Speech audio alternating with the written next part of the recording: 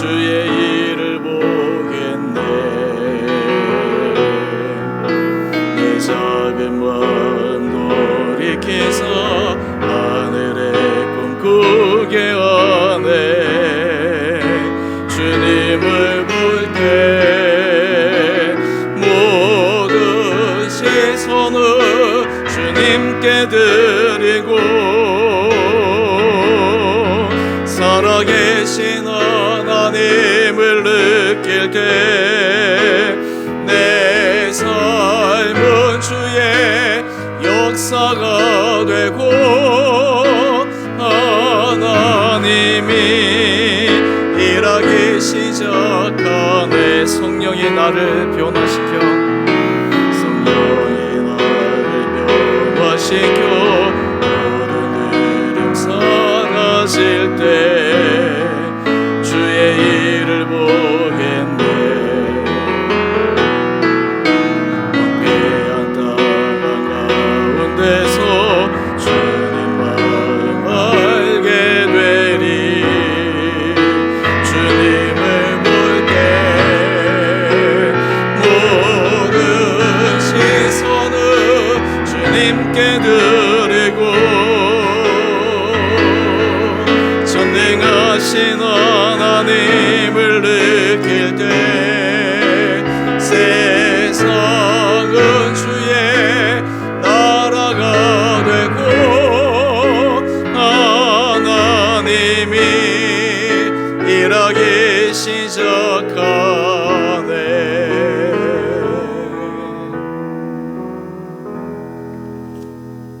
아멘.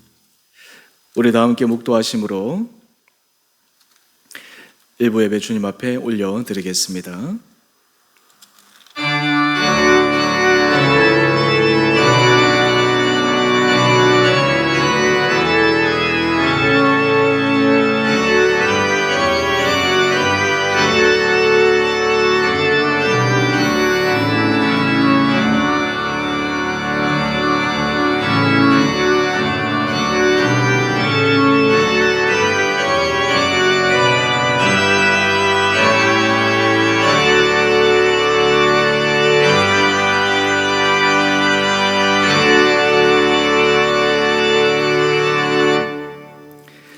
여호와는 나의 목자시니 내게 부족함이 없으리로다. 내 평생의 선하심과 인자하심이 반드시 나를 따르리니 내가 여호와의 집에 영원히 살리로다. 사랑의 주님, 오늘 주님 앞에 예배드리는 우리 사랑하는 성도들 한 분 한 분들에게 크신 은혜 내려주셔서 우리 인생의 목자 되신 주님으로 우리의 삶이 주의 주시는 평강의 은혜를 경험하는 복된 인생 되게 하여 주옵소서. 오늘 드리는 이 예배를 통해 우리의 마음이 주님 앞에 올려드려지며 주께서 우리 가운데 임재하시는 주의 놀라우심을 경험하는 은혜 시간 되게 하여 주옵소서. 하나님은 영이시니 예배하는 자가 영과 진리로 예배할지니라. 아멘. 우리 다 함께 사도신경으로 신앙 고백하십시다. 나는 전능하신 아버지 하나님 천지의 창조주를 믿습니다. 나는 그의 유일하신 아들 우리 주 예수 그리스도를 믿습니다.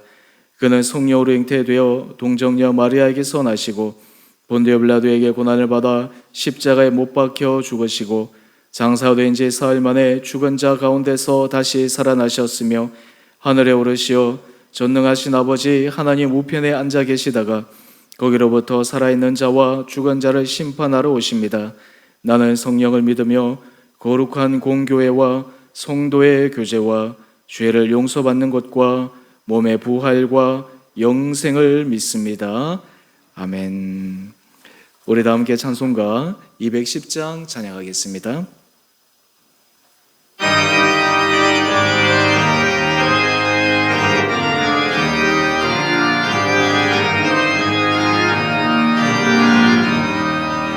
시온 성과 같은 교회 그의 영광은 없다.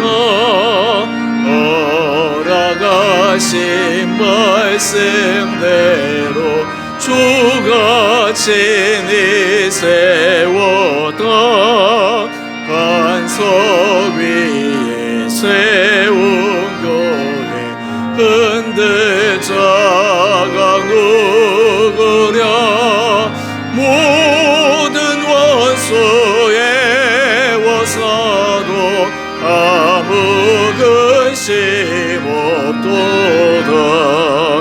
생명샘이 솟아나와 모든 성도 마시니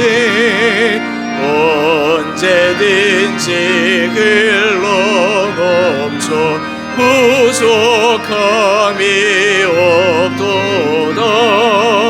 이런 물이 흘러가니 목마른 자 누구랴. 주의 은혜 풍족하여 넘치고도 넘친다. 주의 은혜 내가 받아 시온 백성 되는데 세상 사람 비방해도 주를 찬송하리라. 세상 얻는 모든 영광 아침 안개 같으나 주의 자녀 받을 복은 영원 무궁하도다.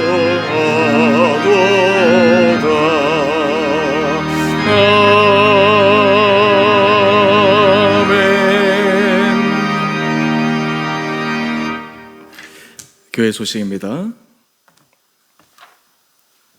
6월 두 번째 주 예배에 나오신 우리 사랑하는 성도님들, 또 영상으로 예배 드리시는 우리 사랑하는 성도님들 한 분 한 분들 주님 이름으로 환영하고 축복합니다. 오늘 예배 자리 가운데 우리 사랑하는 성도님들 심령 가운데 주님의 주신 은혜가 가득 채워지는 복된 시간 되기를 바랍니다. 구역장 단톡방으로 공지된 사항입니다. 우리 6월 26일 주일 2부 예배 후에 구역장 모임이 있겠습니다. 이제 하반기부터 우리 구역이 정상적으로 진행되고 또 여러 가지 준비를 위해서 잠시 모여서 교제하고 또 의견을 나누도록 하겠습니다. 우리 권사의 기도회가 있습니다. 6월 24일 금요일 저녁에 우리 권사님들 모여서 기도원에 가서 우리가 함께 기도하게 될 터인데요. 추후 자세한 시간 여러 가지 관계된 일정들 안내해 드리도록 하겠습니다. 좀 아쉬운 소식이지만 한 1년 5개월 동안 우리 교회에서 수고하셨던 노종원 전도사님이 오늘부로 사임하게 되었습니다. 이 건강상의 이유로 이제 어깨 수술을 해야 되는데 아마 재활 기간 이런 것들이 조금 시간이 많이 지체될 것 같아서 그래서 이 보인이 사임을 요청해서 이렇게 사임을 하게 되었습니다. 우리 잠시 노종원 선생님 앞으로 나오시죠. 네네. 네. 우리 노종원 선생님 오셔가지고 1년 동안은 거의 코로나 때문에 아마 여러 성도님들이 못 보셔서 그러셨다가 다시 코로나 이제 회복되어서 이게 좀 뵙고 그랬었는데요. 아이들도 온라인으로 계속 예배를 하다가 또 이제 대면 예배가 되면서 이제 조금 이제 정도 쌓아가고 하는 이 아쉬운 찰나에 또 건강상의 문제로 사임하게 되었습니다. 하여튼 전사님 그동안 우리 교회를 위해서 열심히 수고해 주셔서 감사하고 수요일 날 이제 수술을 하는데요. 수술하고 이후에 회복되는 모든 과정에서도 하나님께서 은혜 주셔서 잘 회복될 수 있도록 계속해서 기도해 주시고 또 관심 가져 주시길 바랍니다. 원래 이제 마지막 인사할 때 제가 우리 교회에서 준비한 거 드리는데 지금 오른쪽 어깨가 아파서 이게 팔을 올리기가 좀 힘들어요. 그래서 우리 교회에서 준비한 거는 제가 아침에 불러서 미리 다 드렸고 우리 성도님들 우리 노전사님 또 이번에 또 새롭게 작년에 이제 결혼을 했잖아요. 가정을 위해서도 계속해서 기도해 주시기 바랍니다. 우리 노전사님 인사해 주시고 들어가 주세요. 네. 수고 많으셨습니다. 네. 앞으로 우리 교육부서는 우리 최영민 전도사님이 통합적으로 진행하도록 하겠습니다. 우리 새로운 전도사님을 이제 우리가 청빙할 예정인데요. 오시는 분은 부서 조정을 좀 해서 올 예정입니다. 최 전도사님이 계속해서 이 교육부서 아이들 맡아서 이제 진행하게 될 터인데요. 하여튼 부서가 잘 진행되고 또 당분간 이 교회 전반적인 것들을 우리 최 전도사님이 잘 감당해야 되는데 여러 가지 지혜롭게 잘할 수 있도록 계속 관심 가져주시고 많이 격려해 주시기를 바랍니다. 이 나머지는 주보를 참조해 주십시오. 이 시간 하나님께 봉헌하도록 하겠습니다. 나의 생명을 드리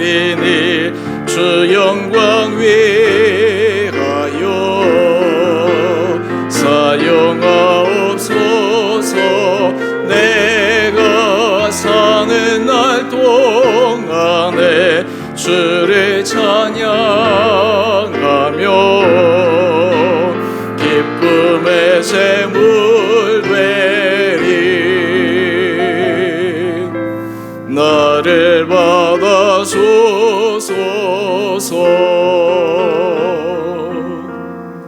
기도하십시다. 사랑의 주님, 오늘도 저를 주님 앞에 불러주시고 예배드리게 하시니 감사합니다. 삶의 자리에서 우리에게 필요한 것들을 하나님께서 허락하여 주셔서 우리가 주님 앞에 날마다 은혜 아래 살아갈 수 있음이 얼마나 복된 인생인가를 다시 한번 고백합니다. 우리에게 건강 주시고 일할 수 있는 토전 도와여 주시고 여러 가지 환경들 허락하여 주셔서 우리가 날마다 하루하루 은혜 가운데 살아가는데 우리 사랑하는 성도들이 그 은혜를 늘 기억하며 살아가게 하여 주옵소서. 특별히 주의 은혜를 기억하여 이 시간 구별하여 거룩한 예물을 올려드립니다. 11조 감사헌금, 주의 헌금, 성교헌금, 그 마음의 중심으로 주를 사랑하는 마음으로 헌신하는 마음으로 드리는 우리 귀한 성도들의 마음을 주께서 기억하여 주시고 축복하여 주셔서 우리 성도들의 삶이 날마다 주 안에서 더 풍성한 은혜 복을 누리게 하여 주옵소서. 노정아 전도사님, 우리 교회에서 한 1년 5개월 동안 열심히 최선을 다해서 사역하였는데 건강상의 이유로 아쉽게 사임하게 되었습니다. 하나님, 수술하는 모든 일정 가운데 함께하여 주시고 이후에도 회복이 잘 되어서 앞으로 하나님 앞에서 아름답게 쓰임받을 수 있는 귀한 사역자의 길을 걸어가게 하여 주옵소서. 또 가정에도 하나님께서 복을 도와여 주셔서 가정 안에서 정말 주님이 주인 되어 주시고 하나님께서 사역자의 길 가운데 날마다 겸손함으로 지혜로움으로 하나님께서 쓰시고자 하시는 아름다운 곳에 쓰임받게 하여 주옵소서. 또 새롭게 우리 최 전도사님이 부서를 맡아서 아이들을 양육하고 교육하게 될 터인데 지혜 도와여 주셔서 더욱더 우리 아이들이 정말 주님 앞에서 신앙이 살아가며 하나님 은혜 가운데서 든든하게 서가며 교육부서가 더욱더 부흥되며 활성화되어 하나님 앞에 큰 영광 올려드릴 수 있는 아름다운 부서 되게 하여 주옵소서. 우리 성도들 가운데 몸이 연약한 자들을 주여 불쌍히 여겨 주시고 여러가지 삶에 필요한 하나님 앞에 간구한 기도 제목들마다 주님의 선한 응답이 임하게 하여 주옵소서. 오늘 모든 예배 시종 가운데 성령께서 친히 함께하여 주시기를 우리를 사랑하신 예수님 이름으로 감사 기도 드리옵나이다. 아멘.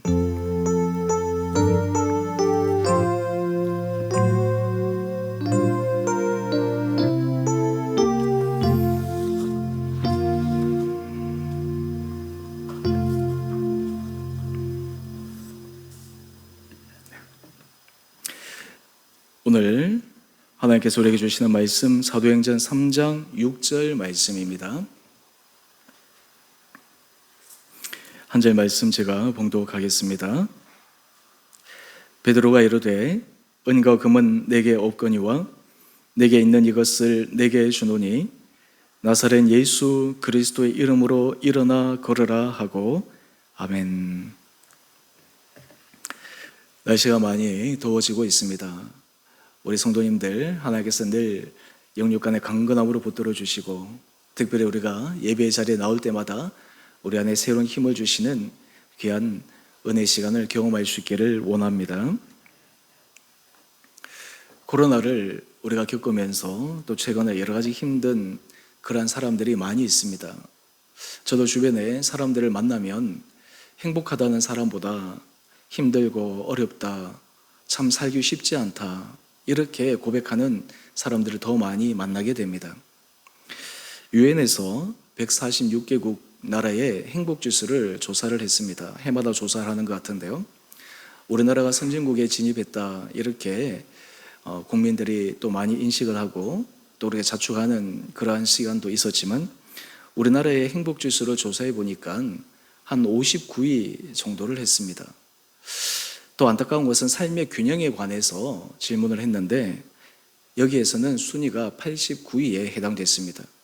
경제적으로는 예전에 비해서 많이 좋아지고 선진국에 올라섰다 이렇게 자부하는 나라가 되었는데 이 국민들이 생각하기에 행복하다, 만족하다라고 하는 이러한 수치는 굉장히 많이 떨어져 있는 것을 발견합니다. 이 조사 가운데서 우리가 눈여겨볼 한 나라가 있는데요. 계속해서 행복지수 1위를 한 나라가 있습니다. 바로 핀란드입니다. 이 핀란드 사람들이 이 행복지수가 1위인데요. 그런데 참 재밌는 것은 이 핀란드 사람들이 행복에 대한 개념이 조금 우리가 갖고 있는 개념과 다른 것 같습니다. 우리는 행복하다고 하면 여러 가지 그 행복에 충족되어지는 요인들이 있습니다. 그런데 이 핀란드 사람이 가지고 있는 이 행복의 중요한 개념 가운데 하나는 마음의 평온입니다. 그러니까 마음이 내가 평안하냐, 내가 마음이 그냥 뭐랄까 염려하고 불안하고 이렇게 위축되는 것이 아니라 좀 릴렉스 되면서 그렇게 있느냐. 그래서 이 핀란드 사람들의 행복은 이 평온함 이것이 그들의 삶에 일상적으로 이게 배어 있어서 그들이 행복하다 이렇게 얘기를 하는 것 같습니다. 물론 여기에는 이 핀란드 나라의 자연 환경에 끼치는 영향도 지대합니다. 그 나라는 여러 가지 자연 환경적으로 좋으니까 이 자연 환경 속에서 사람들이 많이 힐링이 되는 것 같습니다. 겨울에는 스키도 타고 또 뭐 여러 가지 좋은 자연 환경 속에서 사람들이 여러 가지 힐링을 하는 것 같고, 나라의 세율이 높아서 세금을 많이 내지만 또 여러 가지 사회 전반적으로 사람들이 살아갈 수 있는 그런 기반들이 안정적으로 갖추어져 있기 때문에 그렇게 사람들이 경쟁하고 치열하고 혹시 도태되어서 낙오하지 않을까라고 하는 그런 두려움에서 좀 벗어나 있는 것 같습니다. 사실 우리나라도 계속해서 앞으로 발전해서 경제적으로만 선진국뿐만 아니라 국민 정서적으로 국민들이 행복하다, 국민들이 평안하다라고 이렇게 이야기하면서 또한 그런 지수가 점점 올라가기를 바라고 있습니다. 그런데 우리가 실제 삶의 모습들을 가만히 보게 되면 이것이 아무리 외적 조건이 갖추어진다 하더라도 그것만으로 되어질까? 오늘 우리가 삶의 현장들을 보면서 우리가 지금 외적인 구조 이런 것들이 안 된다고 해서 어떤 대상을 향해서 비난하거나 비판하고 또 그리고 적대시하는 그런 부분에서 벗어나 오늘 정말 하나님께서 우리에게 주시고자 하시는 그 은혜 아래 들어갔을 때 우리는 세상에서 얘기하는 그 행복 이상의 그 놀라움을 누릴 수 있는데 그 비결이 무엇인가? 오늘 말씀을 통해서 함께 살펴보고자 합니다. 예수님께서 부활하시고 난 후에 두려움에 떨고 있는 제자들에게 찾아오셔서 평강에 대해서 말씀하셨습니다. 핀란드 사람들이 그들이 추구했던, 그들이 느꼈던 그 평온함, 이것과 동시에 이것과 더불어서 예수님께서 당시 예수님이 죽으심으로 인해서 두려워했던 제자들에게 이 평강의 은혜를 주셨다라고 하는 것이죠. 여러분, 우리 삶에 있어서 어떻게 주님의 은혜 가운데 이 평강의 은혜, 평온의 은혜를 맛볼 수가 있겠습니까? 오늘 본문을 보면 초대교회에서 일어난 첫 번째 기적의 사건을 우리에게 소개하고 있습니다. 사도행전 3장 1절을 보면 제9시 기도 시간에 베드로와 요한이 성전에 올라갑니다. 당시 경건한 유대인들이 삶에 있어서 보여주었던 신앙의 모습이 있었습니다. 그것은 하루 3번 기도하는 것이었습니다. 유대 시간으로 얘기하면 3시, 6시, 9시 그들이 성전에 올라가서 기도하든 아니면 자기 집의 옥상에서 기도하든 따로 기도 시간을 구별해서 기도하는 시간을 가졌습니다. 유대 시간으로는 3시, 6시, 9시인데 우리 시간으로 환산해 본다면 오전 9시, 정오, 오후 3시입니다. 그러니까 이 기도 시간에 맞추어서 이 베드로와 요한도 하나님 앞에 올라가서 기도하는 것이죠. 우리가 사실은 하나님의 은혜 가운데 서기 위해서 우리에게 중요한 것 가운데 하나는 주님과의 긴밀한 교제가 계속해서 이어져야 합니다. 주님과의 긴밀한 교제가 끊어지게 되면 우리 힘으로 아무리 평안한 삶, 행복한 삶, 기쁨이 넘치는 삶을 살아가려고 해도 그것이 마치 일시적인 것에 지나지 않기 때문입니다. 오늘 이 올라가는 과정 속에 초대교회에서 처음 일어난 기적의 사건이 일어납니다. 저는 오늘 이 기적의 사건을 통해서 우리 인생에 있어서 여러 가지 문제가 있을 때, 어려움이 있을 때 우리가 그것을 믿는 그리스도인들이 어떻게 해결해야 하는가 뿐만 아니라 우리 믿음의 사람들에게 주시는 하나님의 은혜가 무엇인가, 오늘 그 영적 원리를 함께 살펴보기를 원합니다. 오늘 제가 설교의 제목을 예수 그리스도의 이름으로 이렇게 잡아보았습니다. 우리가 예수 그리스도를 주라 고백하는 사람들입니다. 또한 이 사람들은 예수 그리스도 이름의 능력을 믿는 사람들입니다. 오늘 이 이름의 능력을 우리가 말씀을 통해 함께 확인하기를 원합니다. 오늘 제가 포인트 2개를 질문으로 잡아 보았습니다. 첫 번째 질문은 이것입니다. 인생에서 만나는 문제를 해결할 키를 가지고 있습니까? 우리가 삶을 살아가면서 끊임없는 문제가 우리에게 다가옵니다. 우리는 문제 없기를 바라지만 사실 문제 없는 순간은 한순간도 없습니다. 늘 크고 작은 문제들 속에 살아가는 것입니다. 그런데 이 문제를 우리는 어떻게 해결할 수 있는가? 또한 그것을 어떻게 넘어갈 수 있는가? 오히려 문제가 전화위복의 계기로 삼을 수가 있는가? 사실 이 키를 가지고 있다면 사람들이 문제가 올까 노심초사하지 않습니다. 사실상 문제가 닥치더라도 그 문제로 인해서 넘어지지 않습니다. 오늘 본문 말씀을 통해 여러분들의 인생에 있어서 나는 어떤 키를 가지고 살아가는가, 여러분들의 인생에 또 여러분의 내면의 그 깊은 것을 한번 점검해 볼 수 있는 시간 되기를 원합니다. 오늘 본문에 보니까 인생에 있어서 너무나 큰 문제를 짊어진 한 사람을 소개하고 있습니다. 사도행전 3장 2절입니다. 나면서 못 걷게 된 이. 여러분, 우리가 인생에 있어서 여러 가지 문제들이 있는데 특히 이 건강의 문제는 모든 문제를 압도할 만큼 우리를 힘들게 합니다. 여러분, 나면서부터 못 걷게 되었다. 상상이 되십니까? 사실 우리는 걷고 움직이고 하는 이러한 것들이 너무나 자연스럽기 때문에 거기에 대한 고마움을 잘 모릅니다. 그런데 예를 들어서 신체에 문제가 생겨서 걸을 수가 없다든지, 예를 들어서 팔을 움직일 수가 없다든지, 그때 비로소 우리는 그 자연스러움이 얼마나 소중한 복이었는가라고 하는 것을 절실하게 느끼게 됩니다. 하물며 사람이 중간에 건강에 문제가 되어서 못 걷거나 팔을 못 쓰거나 신체의 다른 부위로 인해서 고통을 받아도 힘든데, 오늘 본문에 등장하는 이 사람은 나면서부터 못 걷게 되었다, 이렇게 소개하고 있습니다.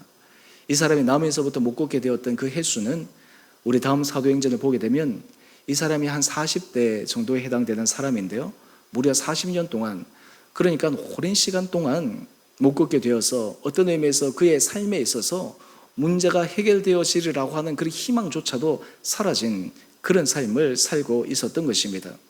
삶에 있어서 가장 큰 마음의 힘듦은 무엇입니까?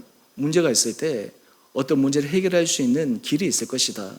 그런 소망이 있을 때는 사람이 어떻게든 그것을 찾아서 나갑니다. 그런데 문제를 해결할 수 있는 소망이 없어. 더 이상 방법이 없어. 손쓸 수가 없어. 만약에 이런 상황이 처해지게 된다면 많은 사람들이 상상할 수 없는 심적인 고통을 겪게 됩니다. 오늘 이 나면서부터 못 걷게 된 이 사람은 거의 체념적으로 삶을 살아가고 있는 것이죠. 여러분의 인생에 있어서 요즘 여러분들이 감당해야 될 인생의 짐들은 어떤 것이 있습니까? 여러분들이 풀어야 될 그러한 인생의 어려움은 무엇입니까? 오늘 이 부분을 여러분들은 어떻게 풀고 있습니까? 그것을 풀기 위해서 여러분들은 어떻게 노력하고 계십니까? 다행스럽게도 오늘 본문을 보니까 나면서부터 못 걷게 된 이 사람을 도와주려고 하는 선한 의도를 가진 주변의 사람들이 있었던 것 같습니다. 오늘 다음 말씀을 한번 보십시다. 나면서 못 걷게 된 이를 사람들이 메고 오니 이는 성전에 들어가는 사람들에게 구걸하기 위하여 날마다 미문이라는 성전문에 두는지라. 오늘 지금 남에서 못 걷게 된 이 사람을 사람들이 데리고 왔습니다. 사람들이 도와줄 수 있는 방법은 이 남에서 못 걷게 된 사람이 경제적 활동을 하기 위해서 성전 미문 입구에 이 사람을 놓아줌으로 그 성전에 들어가고 나오는 사람들이 이 사람을 불쌍히 여겨서 그 사람들에게 구제하고 그 사람들이 뭔가 도움을 주어서 삶을 연명할 수 있도록 하는 것, 이것이 바로 주변의 사람들이 이 사람에게 해줄 수 있는 최선의 도움이었습니다. 여러분, 우리가 인생을 살아가면서도 사실 이러한 사람이 있다라는 것은 참으로 복된 것이죠.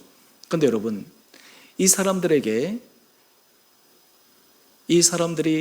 남에서부터 못 걷게 된 이 사람을 도와준다 하더라도 이 남에서 못 걷게 된 사람을 근본적으로 도와줄 수는 없었습니다. 어떤 의미에서 사실 선한 의도, 조금의 도움은 있었지만 이 사람은 그저 거기에 대해서 고마운 마음을 가지고 있을 뿐이지 계속해서 하루하루를 연장해가는 그러한 상황밖에 있지 않았습니다. 특별히 이 미문에 놓아둔 것은 성전 오른쪽의 출입구인데요, 거기에 많은 사람들이 주로 다니는 길이기 때문에 그나마 많은 사람들이 이 사람을 보면서 어떤 국률에 여기는 마음으로 도와줄 수 있는 그런 길을 제시해 준 것이죠. 그런데 이때 놀라운 일이 벌어집니다. 사도행전 3장 3절 말씀을 한번 보십시다. 그가 베드로와 요한이 성전에 들어가려 함을 보고 구걸하거늘. 이 미문에서 구걸하는 사람은 자기가 도움을 받는 것은 그저 구걸해서 조금의 돈을 받아서 살아갈 수 있는 것, 이것이 자기에게 유일한 희망인데, 그래서 베드로와 요한에게도 그저 구걸을 한 것이었습니다. 사실은 오늘 이 장면이 우리가 영적인 세계에서 보면 참 놀라운 사건인데요, 이 베드로와 요한이 이 사람에게 줄 수 있는 것은 이전에 다른 사람들이 줄 수 있는 것과 전혀 다른 차원의 것을 줄 수 있는 그러한 사람이었음에도 불구하고 오늘 이 나무에서부터 못 걷게 된 사람은 그저 자기의 시각에서, 자기의 입장에서, 자기가 살아가는 방법 속에서만 이 베드로와 요한에게 구걸을 합니다. 오늘 그런데 베드로와 요한이 이 구걸하는 사람을 주목하여 봅니다. 사도행전 3장 4절 말씀입니다. 베드로와 요한이 그 구걸하는 사람을 주목하며 보면서 우리를 보라, 이렇게 말하고 있습니다. 마치 베드로와 요한이 이 사람을 굉장히 긍휼히 여기는 것 같고 불쌍히 여기는 것 같은데, 오늘 지금 그 안에 하나님께서 무엇인가 감동의 마음을 허락하여 주시는 것이죠. 오늘 지금 베드로와 요한이 그 사람에게 우리를 주목하여 보라, 우리에게 말하는 것에 대해서 집중해라 라고 하는 것이죠. 그때 사도행전 3장 5절 말씀을 한번 보십시다. 그가 그들에게서 무엇을 얻을까 하여 바라보거늘. 여러분이 남에서 못 걷게 된 이 사람은 베드로와 요한에게 무엇을 기대했을까요? 무엇을 바랐을까요? 만약에 보통 사람들이 적은 돈을 주었다면 혹시 이 사람은 하루 먹고 살 돈이 아니라 내가 좀 더 며칠을 먹고 살 그런 돈을 줄까? 아니면 좀 더 넉넉한 마음으로 내가 며칠 여기 나오지 않아도 될 그러한 것들을 내게 해결해 줄까? 이것이 이 구걸하는 사람의 마음이었지 않겠습니까? 그런데 베드로와 요한이 이 사람에게 우리를 주목해 보라고 했을 때 베드로와 요한은 이 사람의 근본적인 문제를 해결하고 싶은 그러한 마음으로 이 사람에게 이야기를 한 것입니다. 여러분, 우리가 인생을 살아갈 때 사실 하나님과 우리 사이에 있어서 이런 엄청난 갭이 존재합니다. 우리는 사실 하나님 앞에 나갈 때 우리는 단지 작은 문제 하나, 요 문제 하나만 해결되기를 바라고 거기서 우리가 연명하기를 원하는데, 사실 하나님께서 우리에게 원하시는 것은 근본적인 삶의 부분을 해결하기를 원하시는 것이고, 근본적인 삶의 패러다임을 바꾸어 줄 수 있는 그러한 것을 하나님께서 우리에게 주시기를 원하신다라고 하는 것입니다. 오늘 제가 던졌던 질문으로 다시 한번 돌아가 보겠습니다. 여러분은 인생에서 만나는 문제를 어떻게 해결하기를 원하십니까? 오늘 우리가 사실은 많은 문제에 있어서 이 구걸하는 나면서부터 못 걷게 된 이 사람처럼 문제에 접근할 때가 많이 있습니다. 그것이 우리 문제를 근본적으로 해결하는 것이 아니에요. 그냥 일시적으로 연장하는 것뿐이에요. 현재 상황 속에서 계속해서 지금 같은 상황으로 살아가야 되는 거예요. 근데 사람들은 자기가 살아가는, 그리고 자기가 연명해 가는 그 삶의 패러다임에 젖어 있었기 때문에 거기서 빠져나오려고 하지 않습니다. 문제 해결도 마찬가지입니다. 사실 하나님께서 우리 인생에 어떤 문제를 주실 때, 그리고 우리가 여러 가지 고난을 당할 때 하나님께서 우리에게 원하시는 것은 그 문제와 고난을 통해서 우리 삶의 패러다임을 완전히 새롭게 하기를 원하시는 하나님의 숨겨진 놀라운 계획이 있습니다. 그런데 어떤 사람들은 그 하나님의 놀라운 계획 아래 들어가서 정말 삶의 근본적인 패러다임의 변화를 경험한 사람도 있고, 어떤 사람은 그 근본적인 하나님께서 바꿔주시고자 하시는 그 패러다임 속에 아직 들어가지 못해서 자신의 방식대로, 그리고 자신이 해결하고 싶은 대로 해결하려고 시도하는 그런 경우들이 굉장히 많이 있을 것입니다. 오늘 지금 나면서부터 못 걷게 된 이 사람은 자기가 문제 해결하는 그 방법에서만 갇혀 있었습니다. 한번 생각해 보십시오. 베드로와 요한을 만나서 그저 그냥 잠시 자신의 고통을 벗어날 수 있는 그것을 받았다 한들 또 시간이 지나면 다시 그곳에 와서 구걸해야 되는데, 이 사람은 하나님께서 그에게 주신 그 기회를 아직 캐치하지도 못했고, 또한 그것을 통해서 새로 바꿔나갈 수 있는 그런 계기를 마련하지도 못했다라고 하는 것입니다. 오늘 그렇다면 이 베드로와 요한이 어떻게 이 사람을 하나님의 은혜 가운데서 새로운 믿음의 차원으로 바꾸어 줄 수 있는 그런 일들을 베풀었을까요? 바로 우리 두 번째 원리로 한번 넘어가 보십시다. 바로 두 번째는요, 예수 그리스도 이름의 능력을 믿으십니까? 여러분, 사실 이 베드로와 요한은 이 사람의 인생을 근본적으로 바꾸어 줄 수 있는 그런 힘이 있는 것이 아니었습니다. 경제적으로 그들이 부유한 것도 아니었고, 그들의 의학적으로 뛰어난 의술을 갖고 있는 것도 아니었고, 그리고 이 사람을 사회적으로 앞으로 그냥 편안하게 행복하게 살아갈 수 있는 그런 시스템을 갖춰줄 수 있는 그런 권력자도 아니었습니다.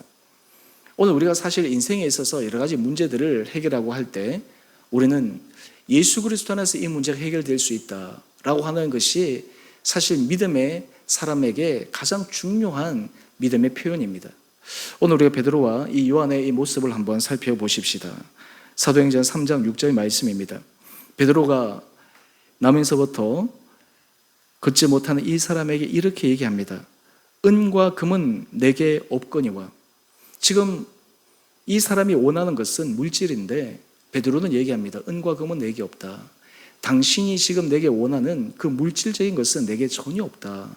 그런데 베드로가 그 다음에 놀라운 이야기를 합니다. 내게 있는 이것을 내게 주노니. 그것이 무엇입니까? 나사렛 예수 그리스도의 이름으로 일어나 걸으라. 여러분, 이 지금 앉아있는 이 사람이 베드로가 이런 말을 하게 될 줄이라 상상이나 했겠습니까? 오늘 지금 이 베드로는 이 사람의 근본적인 문제가 무엇인지를 그는 모든 사람이 알았지만 감히 그 문제를 터치하려고도 시도하지도 못했던 터인데 지금 베드로는 용기 있게 얘기합니다. 나사렛 예수 그리스도의 이름으로 일어나 걸으라. 자기 힘으로 일어나 걸으라고 하는 것이 아닙니다. 나사렛 예수 그리스도의 이름으로 일어나 걸으라고 선포하고 있습니다. 여러분, 이것이 초대교회에 일어났던 첫 번째 기적입니다. 여러분, 우리가 삶을 살아갈 때 우리 믿는 사람들에게 주시는 하나님의 큰 은혜 가운데 하나는 모든 인생의 문제의 키는 예수 그리스도 안에서 해결되어질 수 있다라고 하는 믿음의 표현입니다. 믿음의 고백입니다. 그것을 우리가 믿고 있느냐, 그것을 우리가 의지하고 있느냐, 이것이 굉장히 중요한 것이죠. 우리가 인생에 있어서 건강에 문제가 생길 때 의학적으로 또 그리고 여러 가지 많은 사람들의 도움을 받습니다. 그런데 우리가 근원적으로 하나님 앞에서 은혜 가운데 구해야 될 가장 큰 것이 무엇일까요? 우리의 생사화복을 주관하시는 분은 하나님이시고 우리의 모든 건강을 주관하시는 분도 하나님이신데 하나님께서 우리의 모든 것을 새롭게 해줄 수 있다라고 하는 이 믿음 아래 주님 앞에 기도의 자리에 나가는 것이에요. 우리가 삶에 자녀 문제가 있든 우리 삶에 여러 가지 일터의 문제가 있든 우리가 생각할 때 눈에 보이는 그 문제, 이것이 다라고 생각하는데 실제로는 그 이면에 역사하시는 전능하신 하나님을 우리는 믿게 된다면 오늘 지금 이 베드로처럼 이 일어나 걷지 못하는 사람에게 나사렛 예수 그리스도 이름으로 일어나 걸어라, 그리고 걸을 수 있다라고 하는 그 분명한 믿음이 그 가운데 생기고 선포할 수 있게 된다라고 하는 것입니다. 여러분의 심령 가운데, 여러분의 표현 가운데 예수 그리스도의 이름으로 우리가 선포하고 하나님 앞에 믿고 구할 때 하나님께서 우리에게 놀라운 기적의 은혜 역사를 베풀어 주실 수 있다라고 하는 그런 굳건한 믿음이 여러분 가운데에 있습니까? 여러분, 우리가 인생을 살아갈 때 이러한 굳건한 믿음을 가진 사람에게 비로소 하나님은 놀라운 은혜 역사를 이루어 주십니다. 제가 수요 예배 때도 말씀을 나누었지만 요한복음 14장 13절 말씀을 보면 예수님께서 이렇게 약속의 말씀을 주셨습니다. 너희가 내 이름으로 무엇을 구하든지 내가 행하리니 이는 아버지로 하여금 아들로 말미암아 영광을 받으시게 하려 함이라. 너희가 내 이름으로 무엇을 구하든지, 여러분 여기서 중요한 것은 내가 구하는 것이 아닙니다. 내 이름으로 구하라고 말씀하고 있습니다. 여러분, 특별히 우리가 예수 그리스도 안에 모든 것을 구할 때 하나님께서 우리 안에 놀라운 은혜의 능력을 부어주셔서 우리 인생을 역전시켜 주시고 바꿔 주실 것이라고 하는 이 구체적인 믿음, 이것이 바로 하나님께서 우리에게 원하시는 놀라운 믿음입니다. 오늘 이렇게 되었을 때 우리에게 어떤 일들이 일어나게 될까요? 요한복음 15장 7절 말씀입니다. 너희가 내 안에 거하고 내 말이 너희 안에 거하면 무엇이든지 원하는 대로 구하라. 그리하면 이루리라. 여러분, 베드로가 어떻게 나면서부터 못 걷게 된 이 사람을 향해서 일어나 걸으라고 담대하게 얘기할 수 있었겠습니까? 여러분 한번 상상해 보십시오. 만약에 베드로가 선포했는데 이 사람이 못걸으면 어떻게 되겠습니까? 이 사람이 낫지 않으면 어떻게 되겠습니까? 오히려 예수 그리스도의 이름이 얼마나 주변 사람들에게 격하되는 그러한 일이 발생했겠습니까? 그런데 베드로는 도대체 얼마나 담대했길래 그는 이 놀라운 일을 할 수 있는 그 믿음의 선포를 한 것입니까? 그의 마음속에 너희가 내 안에 거하고 내 말이 너희 안에 거하면 무엇이든지 원하는 대로 구하라. 그리하면 이루리라. 하나님께서 예수 그리스도를 통해서 그를 통해서 하시는 놀라운 은혜의 능력을 그는 믿었기 때문입니다. 사실 베드로는 의심이 많은 사람이었음에도 불구하고 그의 인생이 십자가에서 죽으신 예수 그리스도, 그리고 그의 인생이 새롭게 변화되고 나서 디베랴 바닷가에서 예수님께서 그에게 말씀하신 그 말씀을 듣고 그의 인생이 송두리째 바꾸고 난 다음 그 안에서 역사하시는 그 예수님의 능력을 그는 믿게 됩니다. 그래서 그는 이 일을 행할 수 있게 된 거예요. 그 결과 우리 사도행전 3장 7절의 말씀을 한번 볼까요? 오른손을 잡아 일으키니 발과 발목이 곧 힘을 얻고, 지금 베드로가 말을 하는과 동시에 이 사람의 오른손을 잡아 일으킵니다. 그 결과 발과 발목이 힘을 얻고, 그 다음 우리 사도행전 3장 8절의 말씀을 한번 볼까요? 뛰어 서서 걸으며 그들과 함께 성전으로 들어가면서 걷기도 하고 뛰기도 하며 하나님을 찬송하니, 놀라운 기적의 역사가 일어난 것입니다. 여러분, 오늘 우리 이 사건을 통해서 우리가 하나님 앞에 은혜를 구합시다. 주님, 나는 예수 그리스도의 이름으로 하나님께서 우리 삶 가운데 놀라운 은혜의 기적의 역사를 베푸실 것을 내가 믿을 수 있는 그러한 은혜를 허락하여 주십시오. 사실 오늘 이 사건을 통해서 우리 인생 가운데 우리가 점검해 보아야 될 것이 있습니다. 나에게 겨자씨만한 믿음이 있는가? 내가 정말 예수의 이름으로 주님께서 하실 것을 나는 기대하고 있는가? 사실 우리는 인생에서 여러 가지 문제를 만날 때마다 그 문제가 크든 작든 그 문제가 너무 크게 보여가지고 그 문제에 함몰되어 있을 때가 얼마나 많은지 모릅니다. 하지만 믿음의 사람들은 예수 그리스도의 이름의 능력을 믿기에 문제보다 그 문제 뒤에서 역사하시는 전능하신 주님의 은혜 손길을 바라보기 때문에 그것을 담대하게 받아들여 나갈 수가 있습니다. 제가 설교 초두에 핀란드 사람들의 행복의 개념 가운데 중요한 평온의 개념을 말씀을 드렸는데요. 하나님께서 우리에게 주시는 이 평강은 예수 그리스도의 이름의 능력을 믿는 사람에게 우리는 날마다 은혜의 평강을 경험하며 살아갈 수 있게 됩니다. 왜 그렇습니까? 우리 인생에서 역사하시는 분은 주님이시기 때문입니다. 우리 인생에서 새롭게 바꿔주시는 분은 주님이시기 때문입니다. 오늘 지금 남에서부터 못 걸은 이 사람, 이런 기적적인 역사가 초대교회에서 일어났는데 이것이 바로 하나님께서 앞으로 초대교회, 하나님의 사람들에게 행하시는 그 놀라운 상징적인 기적의 표현인 것이죠. 오늘 우리 사랑하는 성도님 한 분 한 분들에게 하나님께서 이런 믿음의 은혜를 허락하여 주시기를 원합니다. 그런데 재미있는 것은 이 사람이 낫고 난 다음 주변의 사람들이 어떻게 이 일이 일어났는지에 대해서 의견들이 분분했습니다. 성이 소란스러우셨기 때문에. 그래서 당시 종교 지도자들이 이 베드로와 요한을 불러서 공회에 세웁니다. 그리고 신문합니다. 네가 어떤 것들을 가지고 이 일을 행했느냐. 그때 베드로가 이렇게 얘기합니다. 사도행전 4장 10절 말씀입니다. 너희와 모든 이스라엘 백성들은 알라. 너희가 십자가에 못 박고 하나님이 죽은 자 가운데서 살리신 나사렛 예수 그리스도의 이름으로 이 사람이 건강하게 되어 너희 앞에 섰느니라.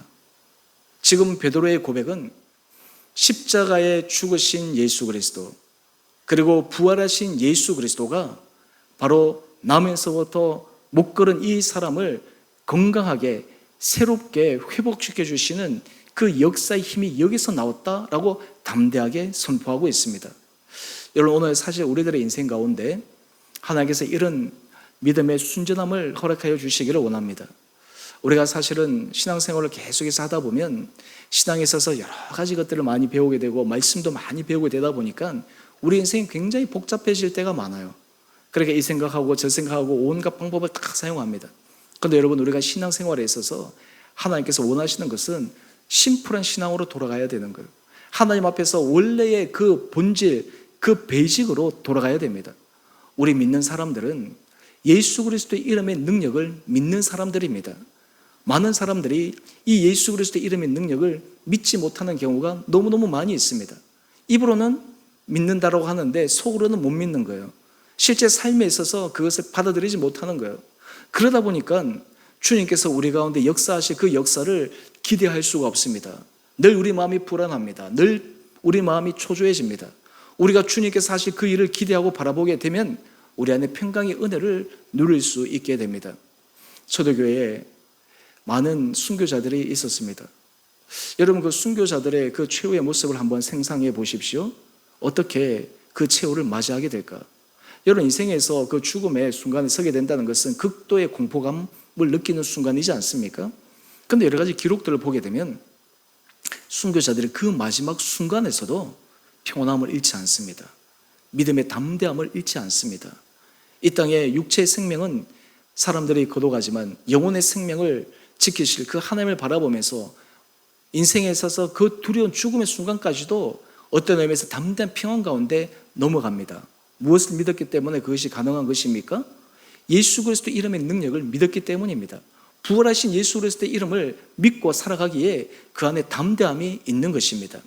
저는 바라기는 우리 사랑하는 주원의 성도님 한 분 한 분들에게 하나님께서 이런 담대한 믿음의 은혜가 여러분의 심령 가운데 가득 차시게 되기를 주님의 이름으로 축원드립니다.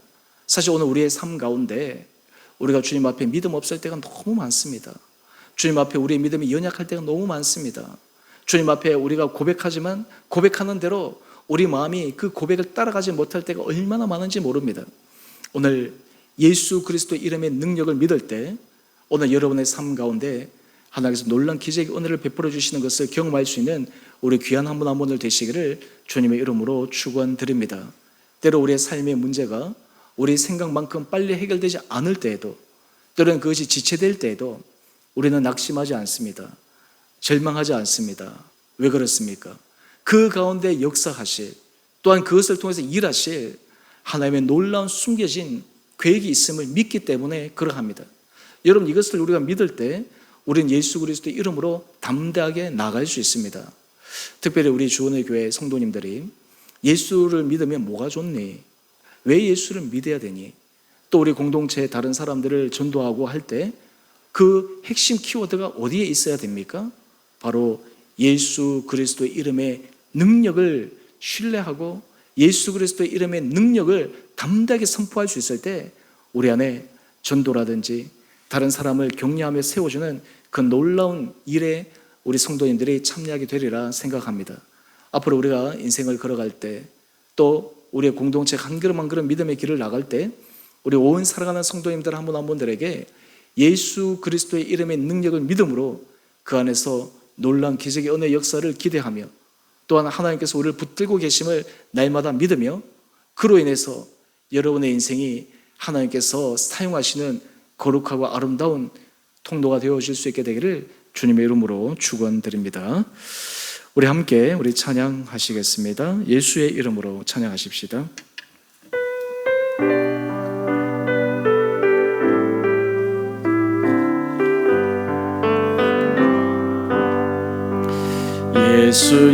예수의 이름으로 나는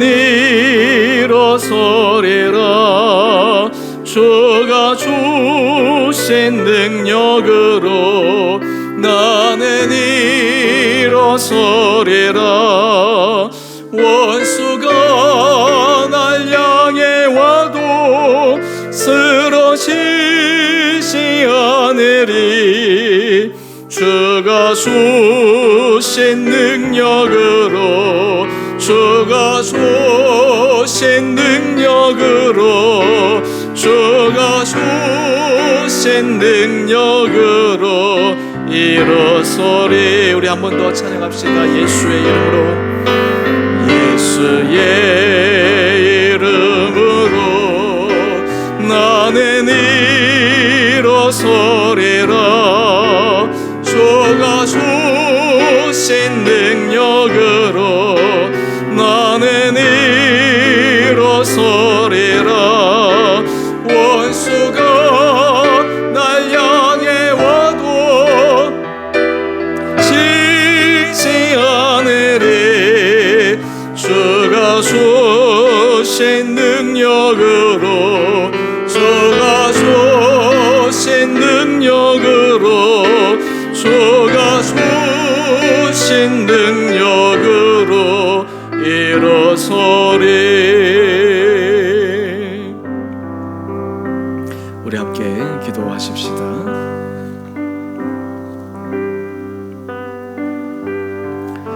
여러분은 예수 그리스도 이름의 능력을 믿으십니까?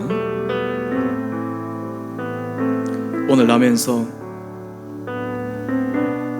못 걷게 된 그 사람을 나사렛 예수 그리스도 이름으로 일어나게 하는 놀라운 기적의 사건을 묵상했습니다.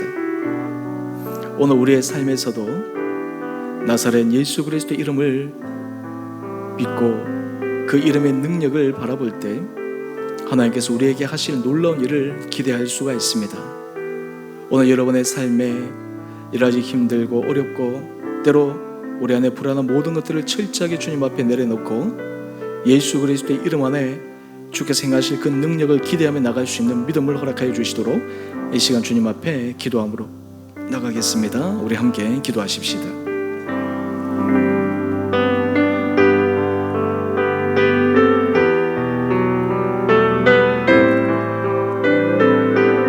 사랑의 주님, 오늘 우리들에게 힘을 도와여 주시고 은혜를 도와여 주시고 우리가 주님 앞에 새로워지는 믿음의 역사를 경험케 하여 주시옵소서.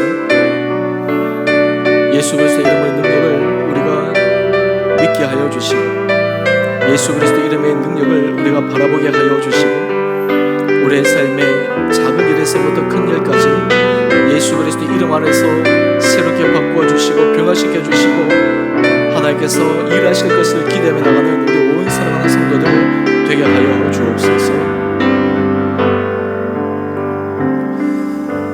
사랑의 주님,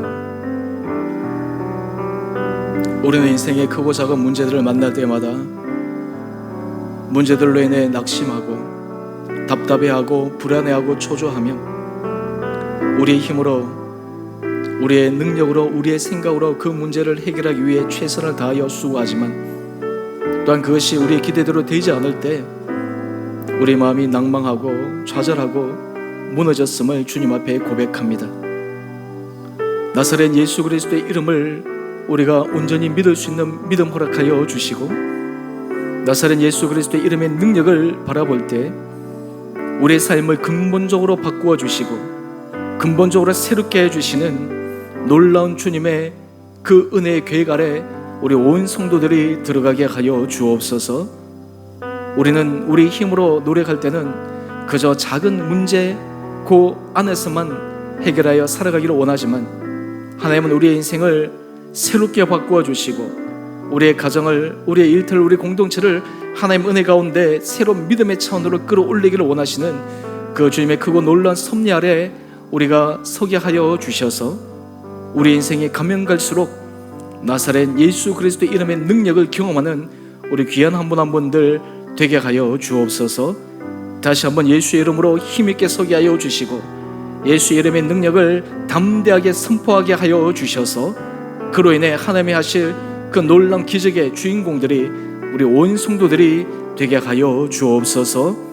이제는 우리 주 예수 그리스도의 은혜와 하나님 아버지의 지극하신 사랑하심과 성령의 충만하신 역사가 예수 그리스도의 이름의 능력을 믿고 그 예수 그리스도의 이름의 능력을 바라보며 우리의 모든 삶의 자리 가운데 하나님께서 하실 크고 놀라운 신비한 일을 기대하며 걸어가기를 소망하는 우리 온 사랑하는 성도님들 한 분 한 분들 가운데 가정과 일터와 그리고 주의 몸된 교회 가운데 이제로부터 영원토록 함께 계시기를 간절히 축원드리옵나이다. 아멘.